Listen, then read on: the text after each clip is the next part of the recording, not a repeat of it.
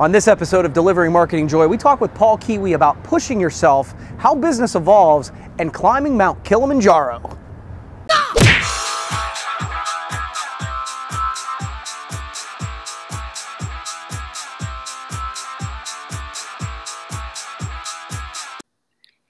Hi everybody, and welcome once again to another edition of Delivering Marketing Joy. I am your host, Kirby Hasseman, and I am thrilled to be joined with Paul Kiewiet today. He is an industry, from the promotional products industry, I should be specific, a promotional products industry speaker, writer, and legend, and I really appreciate you joining me, Paul. It's great to be here. Appreciate the opportunity, Kirby. Well, absolutely, and I'm so excited because I want to ask you about this incredible experience you had when you recently climbed Mount Kilimanjaro. And so if you'd be so willing, tell us a little bit about that. And obviously that was an experience where you had to push yourself. And why is pushing yourself important? Well, you're right, Kirby. It was an incredible experience. Africa is a state of mind, if you will. It's just really an incredible place to visit. And to have the opportunity to the highest peak on the continent of Africa and one of the famous 7 peaks was truly a trip of a lifetime. The 35 miles from the gates to the summit was 5 days getting up and 2 days getting back down the mountain. And we went through all kinds of different climate zones, from rainforest to Arctic desert and pretty much everything in between. We climbed over rocks and walls and just saw incredible sights. And it really was a matter of pushing. On summit day, we're woken up at midnight in order to make that final ascent. And at that point, you're at 18,000 feet going up to the summit at 19,003, and the air is mighty thin. It's a matter of taking a step and taking a breath, and taking a step and taking a breath, and step by step making it to the top. Particularly in the dark, with just a headlamp illuminating the way, and with that kind of slow, steady progress, it almost becomes hypnotic and meditative. And I had some interesting thoughts about the number of my clients that come to me and tell me that they need help with focus, and realize I've been focusing on getting to the top of that mountain for 1.5 years, and it wasn't focus that was going to get me to the top. It was the discipline of taking one step and then another step and then another step. And it really goes to show that you have to be willing to step out and to really push yourself. And one of the great things that I've discovered in life is that life really begins at the edge of your comfort zone. Until you've really pushed yourself out, you really have no idea of how far you can go.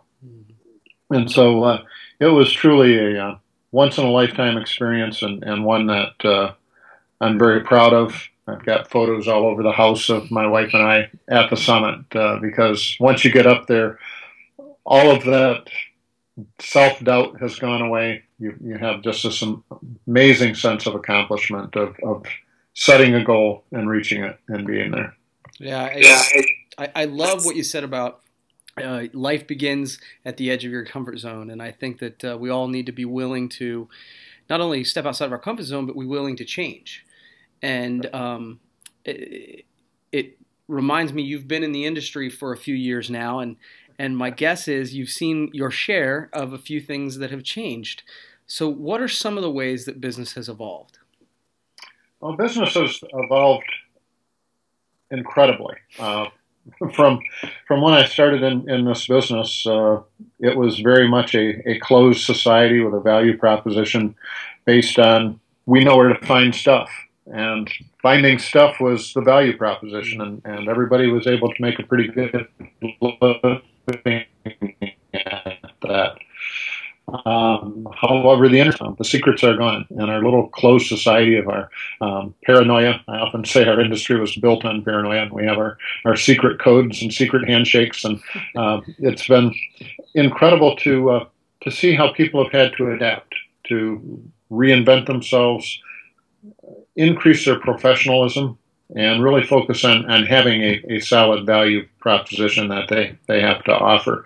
And that has to be around solving problems and understanding what our clients need, and really being a partner to them in marketing, advertising. And we've seen a great deal of increase in the professionalism in the industry. Those who are going to succeed really have to differentiate themselves and stand out. We've seen a lot more research where we've got some solid evidence of the return on investment that people can get with promotional products. And I've been personally pushing our positioning as an advertising media. Promotional products is now the 6th largest advertising media, and for several years in a row we've been the 4th fastest growing, behind all of the digital things that are happening out there, making us the high-touch counterpoint to this high-tech world. And at 100+ years, promotional products are more relevant than ever, and I find that exciting. But one of the things I like the most is seeing how we're seeing a lot more transparency and openness, and I believe authenticity and collaboration in the industry as well. Seeing more people going after their certification and being aware of the responsibility we have, the importance of corporate social responsibility, as well as our responsibility to be delivering safe product and to be aware of the safety product issues that surround our business. Yeah. I love that, so many times we look at the changes that happen in business and in life, and people look at them with as if it's a negative. Right. And I love that you have you're seeking out the ways that it's making our industry better, and that's pretty cool. Now, speaking of industry recognition, you were recently inducted into the PPAI Hall of Fame. Obviously, that's got to be an unbelievable honor. And so I know it's kind of hard to answer this, but what was that like? Oh, it was surreal, Kirby. Totally surreal. It's such a huge honor, and at the same time, it's humbling.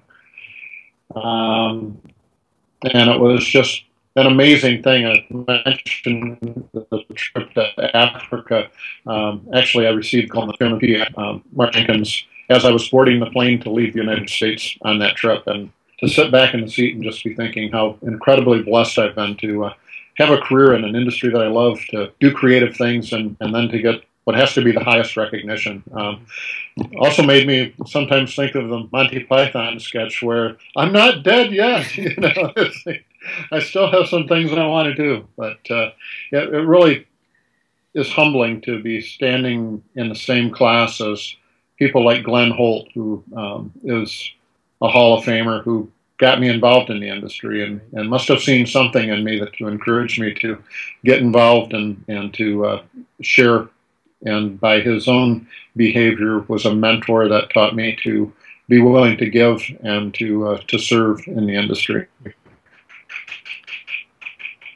One of the first people I met was this crazy wild-haired man who was in the first class of Hall of Famers, Carl Rosenfeld. And I met him going to an education session, and he had to be in his late 70s, early 80s, but there he was, still learning, and every now and then asking me questions. And I'm thinking, who is this guy? And here he is, still learning and asking a newbie in industry to share knowledge with him. And of course, I got to share that incredible evening with Fran Ford. Fran has mentored so many hundreds of people in this industry, and also is just a example of servant leadership and of being service to others. So to be thinking, wow, I'm in that company, tells me that I did something right, and also the willingness to take some risks and put it out there. When I first brought up product safety in 2007, when I was chairman, I had Ann Lardner had said that there were people coming with torches and pitchforks after me, and that's pretty much the way it was. But it was a longer-term vision, and it's very gratifying to see that come to fruition, along with the professionalism, the growth of our industry as an ad media, the advocacy that we're seeing in Washington all taking place. Really shows that if you have an idea, don't be afraid to share it, because when they stick, it's wonderful. Yeah.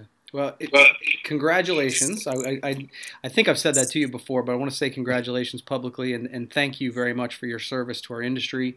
I really appreciate it. I know that the industry is a better place because of the work you've done in it. So thank you. Well, thank you for... Give everybody a chance to ask me a question, so I'll give you the same opportunity if you'd like.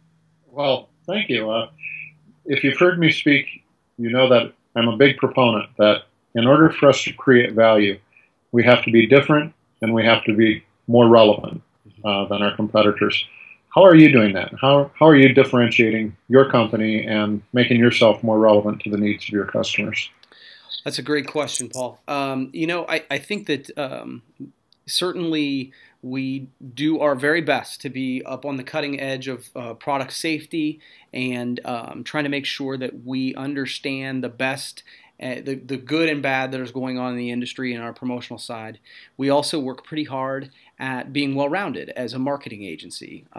We have an in-house video production company. We do in-house graphic design.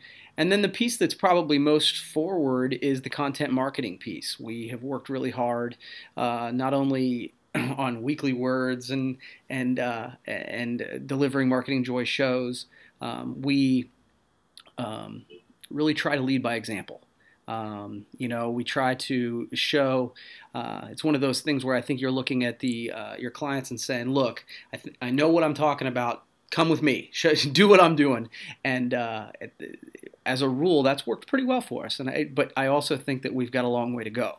So I'm excited where we're moving, and I'm excited that the response has been pretty good so far. So cool. Very good. Well, hey. Again, Paul, I can't tell you how much I appreciate you doing this, and I want to thank you, and hopefully we can do it again sometime. I'm looking forward to it. I appreciate the opportunity. Thanks, Kirby. All right, thanks so much, and that's going to wrap up another edition of Delivering Marketing Joy. We will see you next time. Hey, thanks for watching, but wait! Can you do me a favor? Please subscribe to my channel if you haven't done it already. The way to do it's right over here. And hey, if you want to watch the last episode, check that out over here. Again, before you leave, subscribe!